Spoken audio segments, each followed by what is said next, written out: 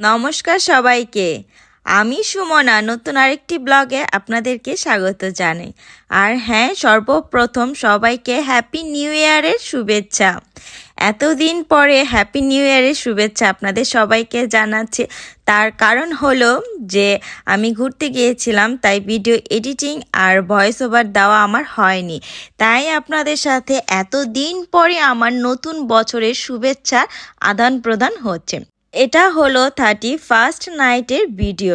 সেই দিন ঘরে খুবই সাধারণভাবে এই অনুষ্ঠানটা আয়োজন করলাম আমি আর আমার ভাই মিলে। একদম হঠাৎ করে তো ও মাংস গ্রিল করবে। এই গ্রিলটা কিন্তু কালী পূজায় হয়েছিল, তখন আমার নিরামিষ ছিল, খাওয়া হয়নি। তাই ভাই বলেছে যে 31st নাইটের দিন আমাকে ও এটা করে খাওয়াবে। তোর গ্রিলের সাথে আমি এখানে করেছিলাম পুদিনার চাটনি আর হলো ইনস্ট্যান্ট মেয়োনিজ ডিম সিদ্ধ দিয়ে। পিছনেও কিন্তু স্পিকার বাজছে। পার্টিটা হবে একটু ধুমধামভাবে, না হলে কি আর চলে বলেন তো। এই তো মামাতো বোনও ছিল, সবাই মিলে এই যে এখানে গ্রিল যে করছে, গ্রিলের সামনে বসেছিলাম আর অপেক্ষা করছিলাম কখন হবে আর কখন এক টুকরো থালাতে মা বেড়ে দিবে আর আমি খাবো।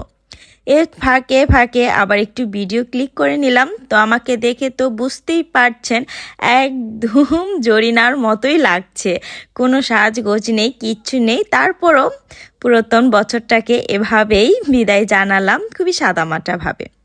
এখানে ভাই মাংস গ্রিল করার জন্য চিলি ফ্লেক্সে সরিষার তেল দিয়ে দিল, তারপরে মাংসের উপর এভাবে গ্রেস করেছে যেন মাংসের টেস্টটা আরও দ্বিগুণ বেড়ে যায়। তো এখানে অনেকটা সময় নিয়ে গ্রিল করছে, আর এখানে আমরা অনেক হাসাহাসিও করছি, অনেক কথাও বলছি, আর অনেকটা অপেক্ষাও করছি কখন হবে কখন হবে।